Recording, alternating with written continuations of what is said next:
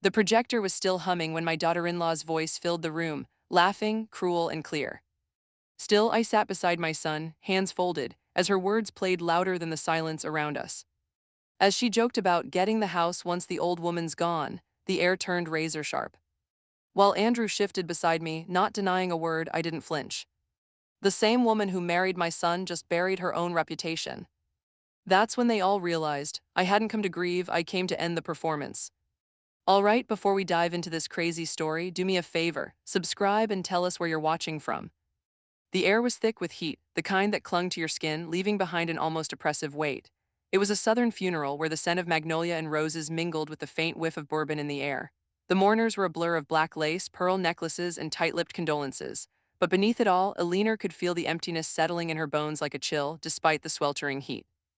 Brittany, ever the picture of dramatic grief, held herself upright with exaggerated elegance, her hands clutching a lace handkerchief as if it were her only tether to the world.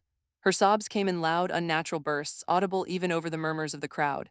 She cried the loudest, and a leaner, quiet, sharp-eyed Alina watched with cold, calculating precision. She could see it.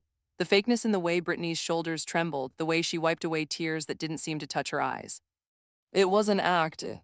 Let's not make things too emotional, Andrew muttered as he adjusted his tie, casting quick glances around the room, avoiding his mother's gaze. His words were so flat, so rehearsed. He wasn't really here, not with his heart. He was just playing the part, keeping up appearances. He always had. Brittany, without missing a beat, turned to Andrew, still holding her handkerchief to her face as if wiping away an invisible tear. "We'll have to look at the will. Sooner than later," she said, her voice steady, almost too steady. It was the only part of the ritual that truly mattered to her. Alina could almost feel the gears turning in her daughter-in-law's mind, calculating the inheritance like it was already hers, as if the entire afternoon's charade had been about nothing more than securing what she believed was rightfully hers. Grace Whitlock stood nearby, her arms crossed tightly over her chest. The elderly woman's eyes, sharp as ever, cut through the scene. She didn't bother to mask her distaste, her gaze heavy with the kind of judgment only a lifelong friend could give. Grace leaned in toward Alina, her voice barely above a whisper but full of quiet venom. "Some flowers die fast," she said, glancing at Brittany with disdain. Alina didn't respond, her lips tight. She couldn't bring herself to care about their performance, about Brittany's grand show of sorrow. She knew what they were all thinking, what they were all hoping, that this would be over soon, that they could get the will settled and move on to whatever else was waiting for them. What they didn't realize, though, was that Alina had been watching long before they ever thought she would. The funeral procession eventually wound its way to the family home, a place that had stood tall for generations, its oak doors creaking with the weight of history. Alina stood in the hallway, the air cooler inside but still thick with the heaviness of what had just transpired. She didn't let herself breathe yet, not until she was in the study, the one room where she could shut the world out. Her husband's journal lay open on the desk, its pages yellowed and worn with age but empty, nothing written, not a single word to mark the last years of his life. Alina's heart tightened. She could have sworn he had more to say, but perhaps he hadn't, or perhaps he hadn't wanted her to know. She couldn't say which hurt more. With a deep breath, she pushed the journal aside. Her fingers hovered over the smooth leather cover of an untouched notebook. It was a small thing, thin, delicate. She lifted it, the weight of it so much more than it seemed. On the cover, she had already written the title in her neat, meticulous handwriting, "They Thought I Wasn't Watching." Alina felt a flicker of something in her chest. Anger, maybe, or maybe it was something darker. The air was thick with it now, thicker than the summer humidity outside, heavier than the morning in the house. It had been there for weeks, months, even years. She had seen everything, everything they had done, everything they had said when they thought she wasn't listening, when they thought she wasn't watching. But she had been. She sat down at the desk, the notebook open before her. Her fingers brushed the pen's tip against the paper, hovering for a moment. She didn't need to write it all down, she didn't need to say it. It was already in her head, a memory, a recording ready to play at the right moment. Instead, she wrote just a few words, a prelude to everything that was coming. "I see everything." The words lingered in the silence like a promise. And then the silence was broken. Alina heard the faint sound of footsteps in the hallway, the sound of Andrew's voice rising in irritation, Brittany's brittle laugh cutting through the air. Alina closed the notebook with a quiet snap. It was time, everything would change soon. And as the last of the mourners trickled out of the house, leaving the quiet, oppressive stillness behind, Alina Monroe smiled softly to herself. Her plan had begun, and no one knew it yet. The house, once filled with the hum of busy voices, had settled into an eerie calm. The mourners had come and gone, their empty condolences left in their wake. Alina moved through the house like a ghost, her every step deliberate. The grief she had been expected to display now felt like a mask, one she no longer cared to wear. The silence was her ally. In it, she could hear everything, every whispered conversation, every misstep. She'd already set the stage. In the den where Brittany liked to gossip, Alina had placed the microphone beneath a cushion. A small device, barely noticeable, tucked away in the corner where Brittany often sat. She could already hear the faint murmur of voices from the next room. If she goes to assisted living, we can list the house. Brittany's voice carried through the walls, crisp and calculating. Alina's lips curled into a thin smile, so it begins. Andrew's voice followed, quieter, more hesitant. We should wait. Brittany's answer was as sharp as a knife. She'll be out of the way soon. Alina stood still for a moment, the spoon in her hand moving mechanically as she mixed the muffin batter. The words echoed in her mind, each one a nail driven into a coffin she had been building for years. They had underestimated her, assuming that the widow, frail, delicate, was blind to their schemes. But she was sharp and she had been watching. Her eyes flicked to the window where the sun was beginning to sink below the trees. She needed more than just eavesdropping to make her plan complete. It wasn't enough to hear their lies, she had to show them what she knew. The door creaked open. Grace stepped into the kitchen, her eyes scanning the room with the quiet intensity of a woman who had lived through enough to recognize the weight of unspoken things. Without a word, Grace reached into her bag and pulled out a small object, handing it to Alina. A flash drive suspended from a delicate silver necklace, the kind that looked elegant but held far more weight than it seemed. Alina accepted it wordlessly, feeling the cool metal against her palm. For when the real show starts, Grace said softly, her tone low but full of meaning. Alina nodded, her fingers brushing over the pendant. The necklace wasn't just jewelry, it was a key to what she had been planning in secret. A tool, a witness to everything that was to come. Later that evening, Alina sat in the parlor, the room dimly lit by the soft glow of the table lamp. The silence in the house had deepened, the faint hum of the fridge and the occasional creak of the old floors the only sounds breaking the stillness. She picked up her phone, her fingers moving with practiced ease. She had rehearsed the words in her mind 1,000 times. This time she wouldn't hold back. The camera flickered on, capturing her face, the calm, composed expression that hid so much.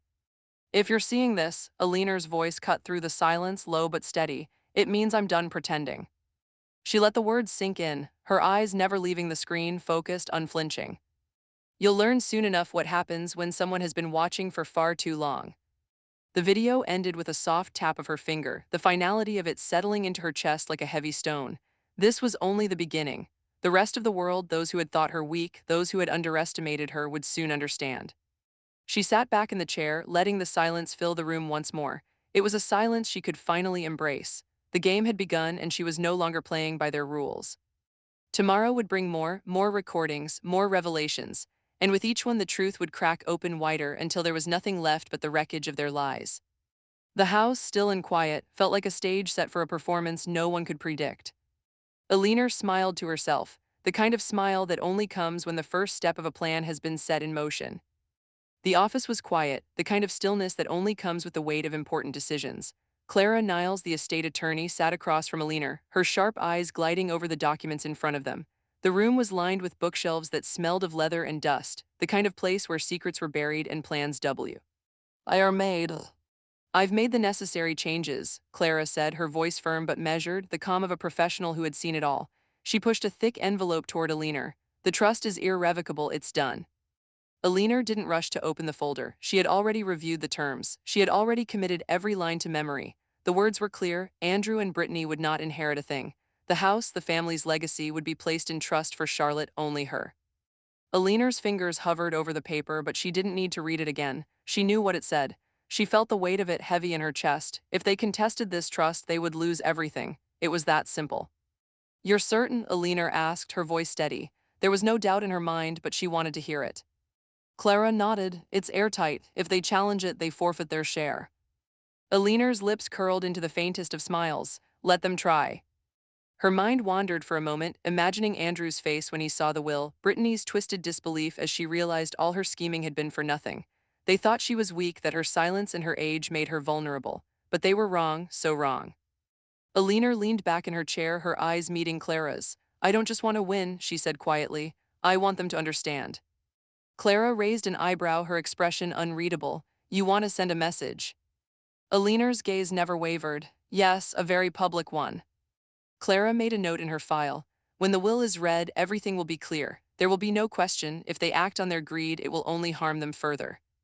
Alina nodded, her fingers tapping lightly against the folder. It wasn't just about the inheritance. It was about respect, about reclaiming her power, about making sure no one forgot who she was.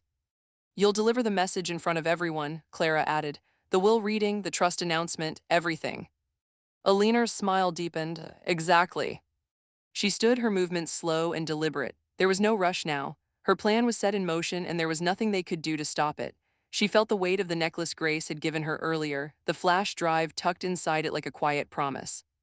Alina turned to leave, the door clicking softly behind her. She felt the cool breeze from the open window as she stepped into the hallway. Everything was moving exactly as it should. The house, silent and still, waited for the storm to come. And Alina Monroe, she was done pretending. Alina arrived at Brittany and Andrew's house just as the sun dipped below the horizon, casting long shadows across the manicured lawn.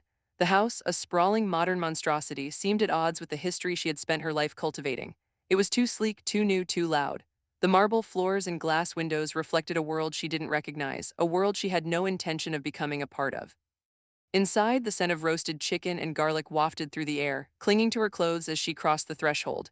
Brittany greeted her with a thin, almost rehearsed smile, her eyes gleaming with something Alina knew all too well: ambition.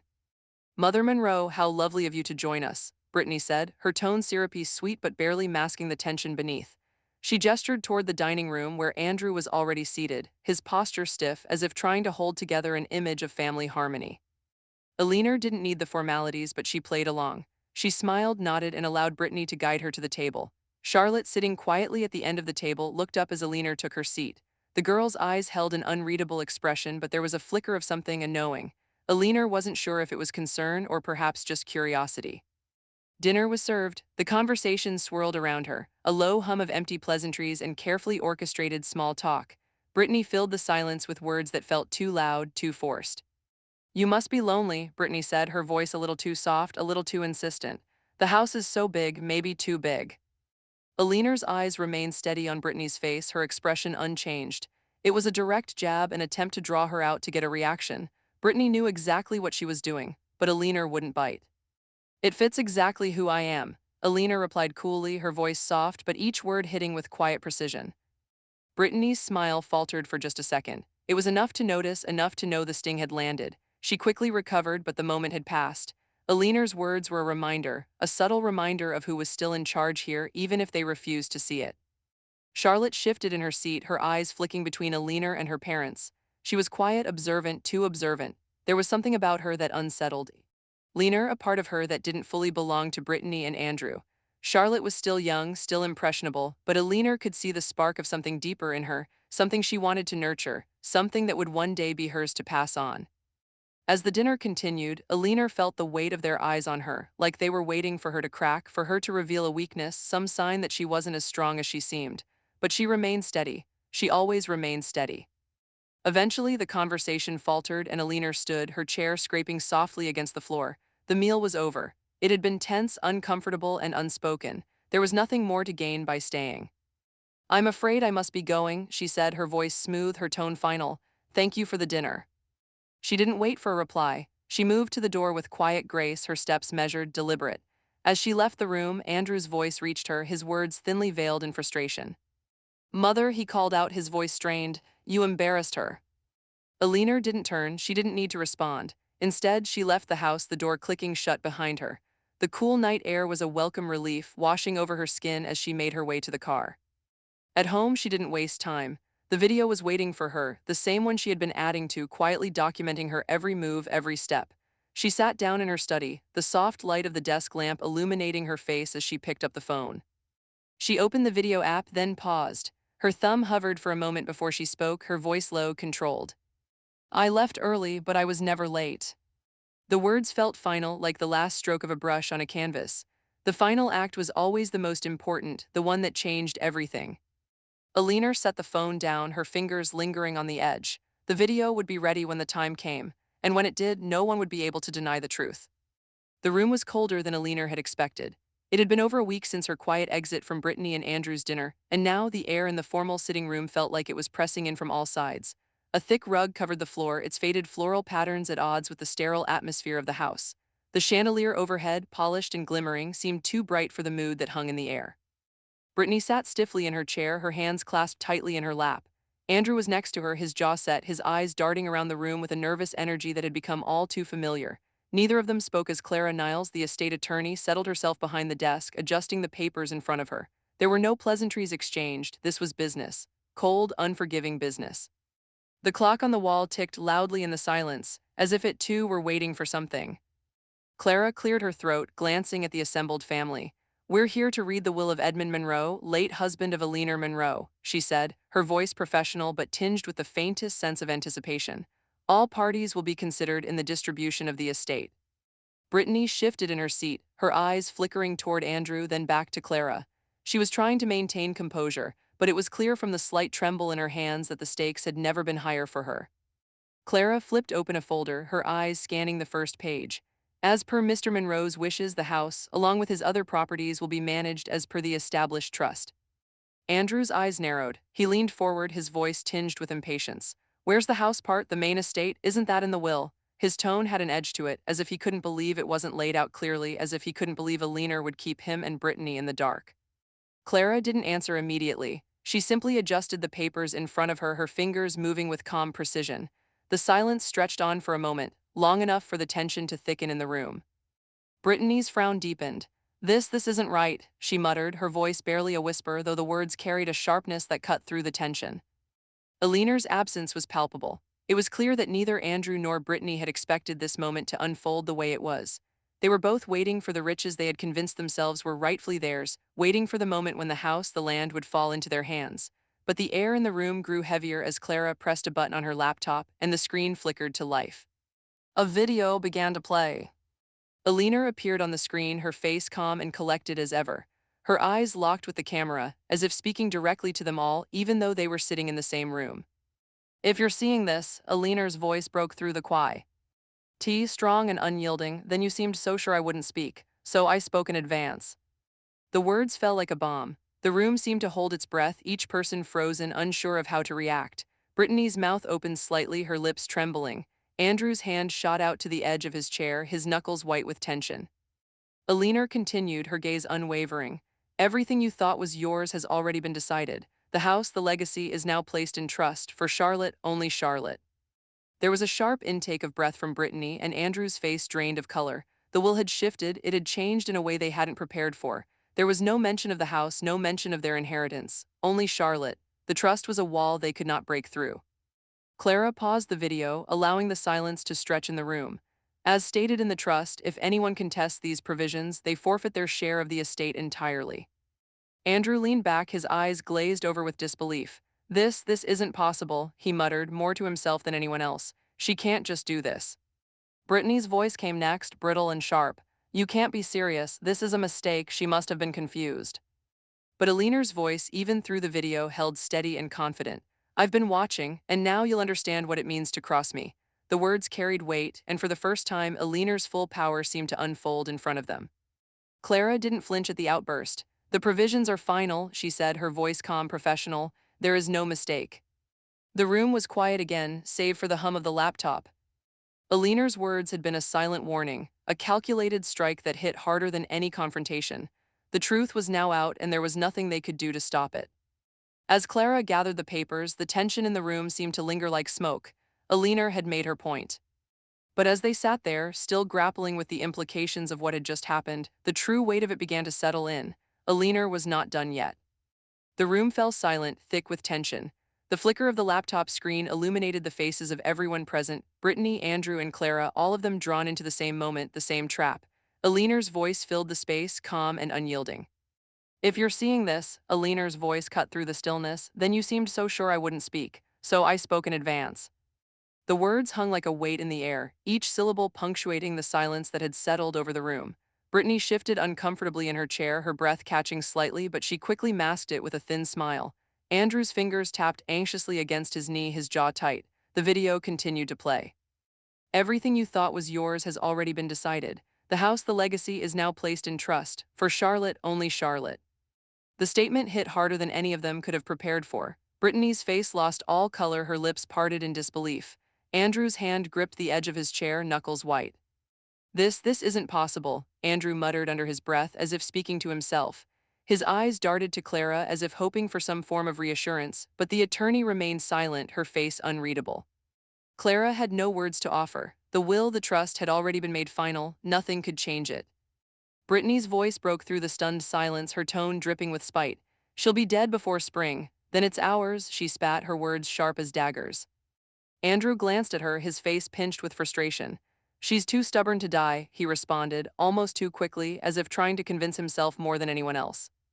The words bounced off the walls, a futile attempt to mask the fear that was slowly creeping in. They both knew deep down that they had crossed a line, one that they could never undo. Charlotte, who had been sitting silently at the far end of the room, gasped. Her wide eyes were fixed on the screen, the words sinking in slowly. The realization was written clearly across her face. The woman on the screen, her grandmother, was not the person she had believed her to be. Alina had been watching, had known more than Charlotte had ever imagined. Grace, standing in the back of the room, crossed her arms tightly over her chest. Her gaze never left Brittany and Andrew, the stoic expression on her face a warning of her own silent judgment. She had seen this kind of manipulation before, the kind that wore a mask of civility but was built on greed. Brittany, her hands shaking now, reached toward the laptop. Her fingers hovered over the power button, the urgency in her movements betraying her panic. She couldn't let this happen. She couldn't let the world see what had been caught on tape. But before she could act, Clara's hand shot out with lightning speed, blocking her attempt. "Don't," Clara said firmly, her voice low but resolute. The attorney's gaze met Brittany's, unyielding. "You're not stopping this." Brittany froze, her breath coming out in short gasps. She had tried to control the narrative, to snatch away the evidence, but it was too late. Aliner's words had already cut through the surface, revealing the raw truth they had desperately tried to hide.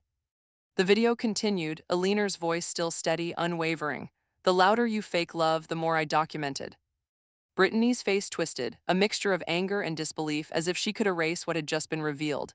Andrew's fingers drummed nervously on the chair arm. His gaze darted around the room, looking for something to hold on to, but there was no escaping the words that hung in the air. No escape from the truth. As the video ended, the room was suffocatingly quiet. Aliner's words echoed, reverberating through the space, a chilling reminder of how thoroughly she had prepared for this moment. There would be no denying it, no running from it. Clara leaned back in her chair, her gaze unflinching. "The provisions are final," she said simply. "There's nothing more to discuss." And with that, the room fell silent again, each person lost in their thoughts, the weight of Aliner's actions pressing down on them. What had seemed like an inevitable victory for Brittany and Andrew had now turned into a nightmare they couldn't wake up from. As the finality of the moment settled in, one thing was clear: Aliner was not done yet. The room remained frozen as Clara's words reverberated in the air. "The provisions are final." She spoke with the finality of a judge passing down a verdict, her voice cutting through the tension like a sharp blade. Andrew sat motionless, his face a storm of conflicting emotions. His jaw clenched as if bracing for some final blow. Brittany's knuckles were white as she gripped the armrests of her chair, her breath shallow and fast. They had expected to inherit everything. They had assumed Aliner, frail and fading, would leave them everything they had schemed for. But now the inheritance they'd worked so hard to manipulate for had slipped through their fingers. Clara flipped open another file, this time the distribution details. She spoke in a clinical tone, undisturbed by the raw emotion in the room. "As per Alina Monroe's wishes, all assets, her house, her savings, and her jewelry are to be placed in trust. To Charlotte." Charlotte, who had been silently watching everything unfold, felt her throat tighten. She hadn't expected this. The weight of it hit her like a tidal wave. The house, the legacy, everything Alina had built was now hers, locked away in trust for the day she could manage it. But the next part was what shattered her composure. Brittany's name was called, and Clara handed her a small, delicate box. It rattled slightly in her hands as she opened it, revealing Aliner's old broken watch. The silver face cracked, the hands forever frozen at a point in time. Brittany's eyes widened, and for a split second there was a flicker of disbelief, followed quickly by a deep, seething anger. Aliner's voice filled the room again, soft but steady. "You always wanted my time, now you have what's left." The words were a slap, a stark reminder of Brittany's greed. Her fingers curled tightly around the watch as if it could turn back time. She opened her mouth to speak, but the words never came. Instead, she stormed out of the room, her heels clicking sharply against the floor. The door slammed behind her with a violent finality. Andrew, still frozen in his chair, looked up, his face a mask of frustration and shame. Clara handed him a small, thick book, a first edition of an old etiquette manual. Aliner's voice filled the space again, a quiet but powerful echo. "You once had manners, find them again." The insult was unmistakable, the loss of everything they had expected, the complete unraveling of their plans. Charlotte's eyes welled up with tears, the weight of the moment finally crashing down. She knew everything, she whispered, her voice trembling as she wiped at her eyes. Clara's eyes softened for a brief moment as she watched the young girl struggle to process the magnitude of her inheritance. She had always been the quiet one, the one who loved Alina without expectation, without pretense. And now the truth was undeniable. Alina had won, and Andrew and Brittany had lost everything. But for Charlotte, this was only the beginning. The office was quieter now than it had been in weeks, a calm after the storm of the will reading. But the calm wasn't reassuring, it was suffocating. Clara Niles sat at her desk, the paperwork neatly stacked in front of her. Her pen moved slowly, deliberately, as she filled out the final documents to file the trust with the probate court. It was airtight, every clause, every stipulation, every legal safeguard. Alina had been meticulous in her planning. It was the kind of trust that could withstand any challenge, no matter how much the wrong people fought it. Clara glanced up briefly as Brittany entered the room. Her expression was sharp, her lips pressed tightly together as she stormed in. The sudden tension that filled the air was thick, like a storm rolling in. "You can't just let this stand," Brittany snapped, her voice tight with desperation. "This trust, this will, this is an insult. We have rights. This is our inheritance." Clara didn't flinch. She had seen this kind of thing before. Greed, anger, and confusion were all too common in her line of work, and they had no power here. "You can try to contest it," Clara said quietly, her eyes never leaving the documents in front of her. "But if you do, the clause triggers and you lose everything." Brittany's face twisted with frustration. "You can't threaten me like that. I'll have this overturned." Clara's gaze lifted, steady and cold. "I'm not threatening you, I'm just stating the facts. The trust was designed to ensure that no one, least of all you, can take anything from Charlotte. If you contest it, you forfeit it all. No house, no inheritance, nothing." Brittany's lips parted, but the words died on her tongue. The weight of Clara's words hung in the room, suffocating any hope she had left of changing things.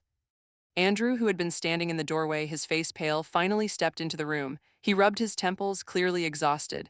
"Let it go, Brittany," he said quietly. His voice was hollow, resigned. "It's over. It was always going to be over." Brittany shot him a look of pure venom, her jaw clenching.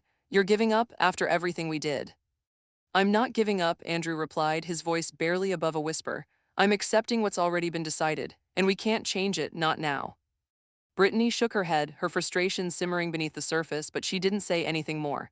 She stood there seething, arms crossed tightly over her chest, but her anger no longer had a target.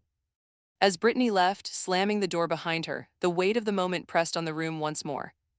Charlotte, who had been sitting quietly at the table, suddenly stood and walked toward the door. She didn't look back at Andrew or Clara. Her eyes were fixed on the ground as she walked past them, her shoulders stiff. She had already made her choice. She wasn't going to engage, not with them, not anymore. Grace, who had been silent until now, lined in tea. He doorway, her arms crossed, watching Charlotte leave. Her gaze was sharp, full of quiet understanding. "It's amazing how silence can echo," Grace said softly, almost to herself. Clara nodded, her expression unreadable. "It's louder than any argument," she murmured, watching Charlotte disappear into the hallway. The silence in the room was deep, but it wasn't empty. It was full of the tension that had been building for years, the tension that had finally come to a head. The silence was a declaration, a quiet promise that there was no going back now. For Charlotte, for Alina, and for the legacy that had been left behind, this was the end of the beginning. Charlotte sat alone in the quiet of her grandmother's study, the weight of the house pressing in on her from every direction. She had spent hours going through the drawers, sorting through mementos and forgotten relics of Alina's life, but the letter, the one she had almost missed, was the last thing she expected to find. The paper was old, edges curled, sealed with a wax emblem she had never seen before. Her heart thudded in her chest as she carefully broke the seal, unfolding the fragile paper inside. The words were handwritten, Alina's elegant script flowing with a steady hand she had always admired. "You're the only one who never lied to me." The sentence struck Charlotte to the core. She hadn't known Alina felt this way. How had she not known? The letter felt like a direct line to Alina's soul, a message in the quietest of whispers. It was a confession, but also a gift. Inside the envelope, there was more than just the letter.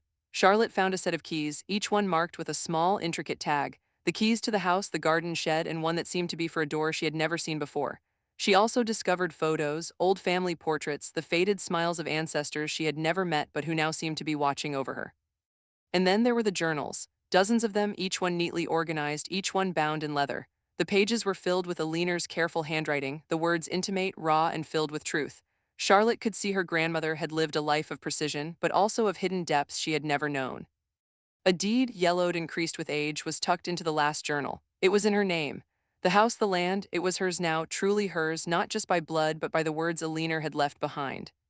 Charlotte stood, her breath catching in her throat as she realized the enormity of it all. She could feel the weight of her grandmother's legacy on her shoulders, and the decision was clear. She wasn't going to sell the house, let it slip away into the hands of strangers. No, she was going to restore it, honor it. Alina's spirit would live on within these walls.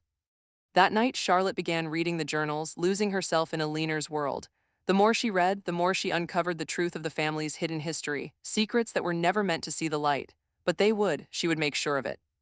The next morning, Charlotte sat at the desk in her grandmother's study, recording her first podcast episode. She had decided it would be called Lessons from Alina, a journey of discovery, not just of the house, but of the woman Alina had been, the lessons she had left behind. The microphone flickered to life. Charlotte cleared her throat before speaking into it with resolve. Episode 1, they whispered, she wrote. Her voice, steady and sure, echoed through the empty house. For the first time, Charlotte knew exactly what she had to do. She would tell the world Alina's story, and in doing so, restore her grandmother's voice to where it belonged. But what was coming next would change everything. The studio was stark, clean, clinical, even. Charlotte sat in front of the camera, her hands resting on her lap, fingers tapping lightly on the edge of her grandmother's old journal. She was calm, but inside, the pressure was rising. The world was watching. Her first interview, and it was about Alina, about their story. She had never imagined that something as private as her grandmother's life would be laid bare like this, but here she was. The host, a man in his 40s with a kind smile and a practiced voice, leaned toward her, his questions poised, ready. So, Charlotte, your podcast Lessons from Alina has taken off, and with it, a new view of your grandmother's life. How does it feel to uncover secrets she held for so long? He asked, his voice soft yet charged with interest. Charlotte shifted in her seat, the weight of the question sinking in deeper than she had anticipated. She'd thought of this moment 100 times, but now that it was here, words seemed to escape her. She was always more than what people saw, Charlotte began, her voice steady though it quivered slightly. More than just a figure in the background, she was watching, listening, and when he spoke, it wasn't just for herself, it was for everyone who didn't have a voice. She paused, catching the shift in the air. She was silenced by those who thought they could take everything from her, and when dignity is silenced, revenge becomes graceful. The host nodded thoughtfully, his eyes reflecting a quiet awe. That's powerful. And what do you hope people will learn from your grandmother's legacy? Charlotte smiled softly, the weight of the legacy still heavy in her chest. That the truth can never be hidden forever, and sometimes it's the quietest voices that speak the loudest. As the interview wrapped up, the tension in Charlotte's shoulders seemed to ease. She had done it. The world now knew who Alina really was, what she had stood for, and how the silent truth of her life had been delivered not by force but by grace. Meanwhile, Brittany was outside the studio, waiting to make her own move. She had been angling for the press, trying to make her case heard, but as she stepped into the spotlight, the cameras buzzed with anticipation. Is this how you want to be remembered? The reporters asked. Brittany, eyes darting, tried to control the narrative, but it backfired. She floundered, her words scrambling, no longer able to keep up the perfect facade. The press, once eager to hear from her, now turned their attention to Charlotte's calm demeanor, her steady strength. Public opinion swiveled in an instant. Alina had won, and Charlotte's steady hand in the face of it all proved she was the rightful heir. Later, in her quiet home, Charlotte received a bouquet. It was from Grace. The note read simply, she'd be proud. And as Charlotte looked at the flowers, she knew this was just the beginning. The world would hear her grandmother's truth, and there was nothing anyone could do to stop it now. Charlotte stood on the front porch, the sunlight glinting off the freshly painted railing. The house, once a symbol of fading history, was now glowing with new life. Every brushstroke, every planted flower, every corner scrubbed and polished, it was all hers now. And it was her responsibility to restore what had been nearly lost to time and greed. The porch gleamed, the garden outside had bloomed into vibrant colors, and the smell of fresh paint still lingered in the air. The house was more than just a structure, it was a legacy, Alina's legacy. Charlotte ran her fingers over the old wood of the front door, the one her grandmother had touched countless times, the one that had framed so many memories. She could feel the weight of it now, the weight of the trust, the promise she had made. The house was hers, but it was also more than that. It was a living testament to Alina's strength, to everything her grandmother had fought for, and Charlotte wasn't about to let anyone take that from her. The sound of tires crunching on gravel broke the quiet. Charlotte turned to see Brittany and Andrew's car pulling up the driveway. They had come, as they always did, to test the boundaries, to push, to see if they could break through. But Charlotte wasn't going to let them this time. She walked down the steps slowly, her gaze unwavering. As Brittany and Andrew got out of the car, the tension in the air was palpable. Charlotte, Brittany began, her voice too sweet, too sharp. We were just thinking maybe we could take a look inside. It's still family after all. Charlotte shook her head, her voice calm but firm. She trusted me, you don't get to touch what she left. Brittany's face twisted with frustration, but she didn't push further. Andrew stood silent, his eyes flicking between Charlotte and the house.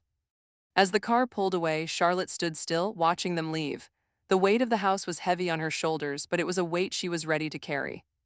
That night, Clara arrived with legal papers in hand. Brittany's been making threats online, she said, her tone flat. It's time to make things official. Charlotte nodded as Clara handed over the restraining order, her expression unreadable. She felt a sense of finality. The house, her grandmother's legacy, was protected. The next morning, Charlotte posted the no trespassing sign on the front gate. Written in Aliner's handwriting, it was a quiet, defiant statement: do not enter. As she stepped back to look at the sign, her heart swelled with a mixture of pride and sorrow. This was the line that could not be crossed. No one would take this from her.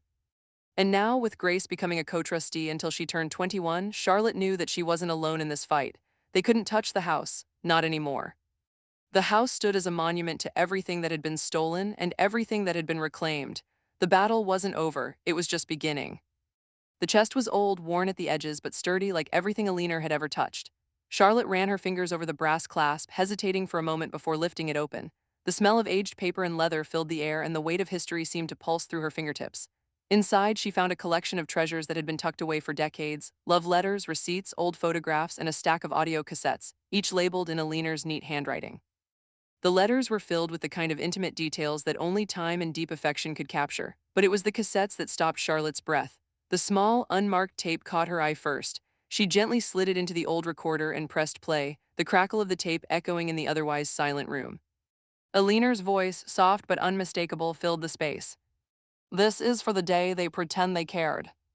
The words were sharp, a quiet fury wrapped in grace. Charlotte felt the weight of them in her chest, the rawness of Aliner's emotions that had never been shared. This wasn't just a memory, it was a legacy, a voice that had been silenced but was now being given to the world. As the final notes of the tape faded, Charlotte sat back in the chair, stunned by the intimacy of it. Alina had known. She had known exactly what would happen, what would be said, and yet she had kept it all for this moment. That night, Charlotte began digitizing the tapes one by one. She uploaded them to her new site, Lessons from Alina, a place where she could preserve everything her grandmother had left behind. She had to share it. The world had to hear Alina's voice, had to hear the truth.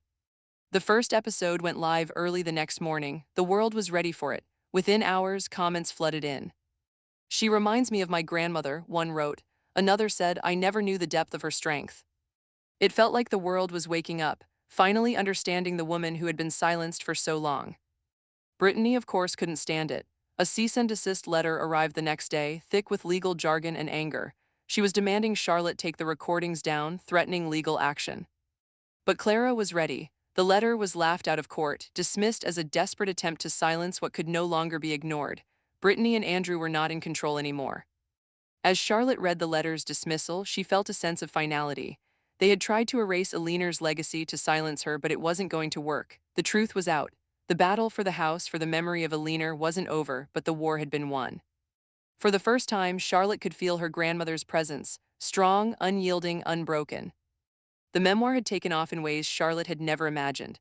What had started as a quiet podcast, Lessons from Alina, soon grew into something far more powerful. The world was listening. Alina's voice, once silenced by years of manipulation and control, now echoed through homes, car radios, and earbuds, reaching corners of the world Charlotte had never imagined. It was a movement, an awakening. People began to understand what Alina had fought for, the strength she had shown, and the depth of her pain. It wasn't just about inheritance or a house, it was about dignity, about rights, about those who had been pushed aside, unseen, unheard, and now they had a voice. The memoir, based on those very recordings, became a national discussion on elder rights, on estate abuse, on the exploitation of the elderly. It was a perfect storm of a story, unjustly silenced for decades, now broadcasted to millions. Charlotte had never intended for it to become this big, but she knew, as soon as the first chapter went viral, that she had to take it further. Her grandmother's words were being heard. The truth had finally broken free. On the day the memoir was officially released, Charlotte dedicated it with a quiet reverence for the woman who spoke from the grave. As the first copies hit shelves, Brittany couldn't ignore the growing tide. She had once thought she could control everything: the house, the legacy, her place in the family, but it was slipping from her grasp piece by piece. Furious, she tried to reclaim the house once again, filing papers demanding it. But the court wasn't as receptive as it had been before. A charge was leveled against her: fraud. The evidence of her deceptive actions of trying to manipulate her way back into what was no longer hers was too much to ignore. She was fined, a public humiliation she would never shake. Her last grip on the house, on the Monroe legacy, was gone. But that wasn't where the story ended.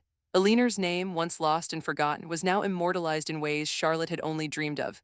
A foundation was created in Aliner's honor, one that supported young women in law, women who were inspired by Aliner's fight for justice, her quiet yet fierce determination. Charlotte smiled as she looked over the official paperwork.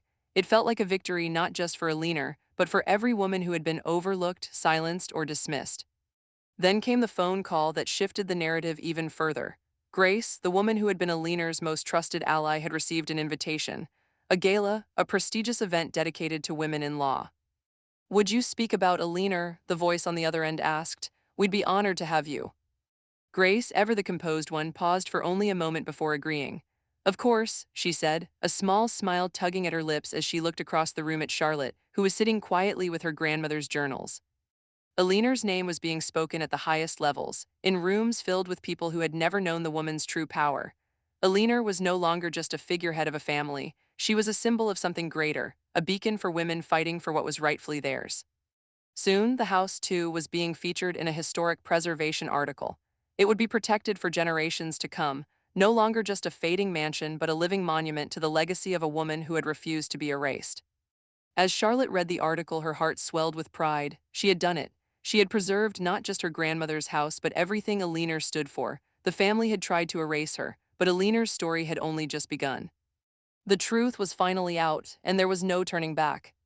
The legacy Aliner had left behind had become a movement, a force that no one could ignore, and Charlotte, she had become its champion. The podcast that had started it all was now being adapted into a docuseries, a multi-episode exploration of Aliner's life, her battles, and the legacy that had once been lost. The series had a resonance that Charlotte had never expected, each episode peeling back another layer of Aliner's strength, her quiet defiance, her ability to fight back when the world assumed she couldn't. But not everyone was going to share in the limelight. Brittany, of course, tried to insert herself into the narrative. She had always believed she could control the story, but now she found herself completely removed. Every scene involving her was blurred out, her presence deliberately erased from the visual memory of Aliner's tale.